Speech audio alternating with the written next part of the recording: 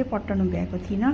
किनभने तपाईँहरूलाई पहिल्यैदेखिको मेरो भिडियो हेर्नुहुन्छ भने त थाहै छ है सबैलाई, तर जसले हेर्नु भएको छैन, नयाँ हुनुहुन्छ उहाँलाई थाहा छैन भने म चाहिँ क्लाउड किचन पनि चलाउँछु। त्यही कारणले गर्दा चाहिँ भ्याउँदिनँ र चाहिँ अहिले मर्निङमा चाहिँ मेरो अझै एकदमै धेरै काम छ। नानीलाई स्कुल पनि पठाइसकेँ, हस्बेन्ड पनि अफिस गइसकेको छ र मेरो यो माथिको काम सकेर चाहिँ सिङ प्लान्टहरूलाई यसो मर्निङमा एकपल्ट हेरेन भने चाहिँ राम्रो लाग्दैन कि। एकपल्ट चाहिँ मर्निङमा तर मैले चाहिँ खिड्कीमा राखेको छु। यो प्लान्टहरू चाहिँ मेरो पुरा मर्नु आँटिसकेको थियो, त्यही भएर चाहिँ मैले यसलाई सबै खिड्कीमा लिएर राखिदिएको छु र मेरो अहिले प्लान्टहरू हेल्दी भएको छ।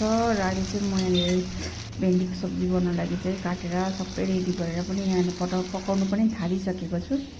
र सिम्पल तरिकाले पकाउँछु, जिरा हालेर खालि आलु दिएर है। अन्त चाहिँ मैले चाहिँ जिरा लगाएर आलु दिएर यहाँ आलुलाई पहिला फ्राई गर्दैछु, त्यसको बादमा चाहिँ अलिकति रङ खोर्सानी हाल्छु है। मैले पहिला चाहिँ यो रङ खोर्सानी चाहिँ कलर खोर्सानी डस्ट हुन्छ नि, यो चलाउनु छोडिसकेको थिएँ र अहिले फेरि अलिअलि चलाउँदैछु है। खानु राम्रो होइन, राम्रो हुँदैन, फेरि नानीको लागि राम्रो होइन भनेर चाहिँ म दिँदिनँ नि त।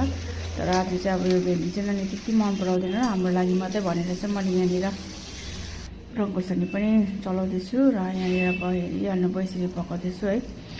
कम्ती उयो गरेर राख्नुपर्छ, लो फ्लेम गरेर राख्नुपर्छ। र साथसाथै म यहाँनिर चिया खाएको छुइनँ बिहानदेखिको है, चिया पनि पाक्दैछ र यहाँ मेरो भेन्डी चाहिँ यस्तो भइसकेको छ। र म चाहिँ दुधको चिया खान्छु है, सधैँ त खाँदिनँ, कोही कोही बेला खान्छु दुधको चिया। र आज चाहिँ दुध थियो नि त, त्यही कारण म यहाँ दुधको चिया बनाउँदैछु। र अब मेरो यहाँ दुधको चिया पनि साइडमा पाक्दैछ, अन्त यहाँ साथसाथमा भेन्डी पनि पाक्दैछ है।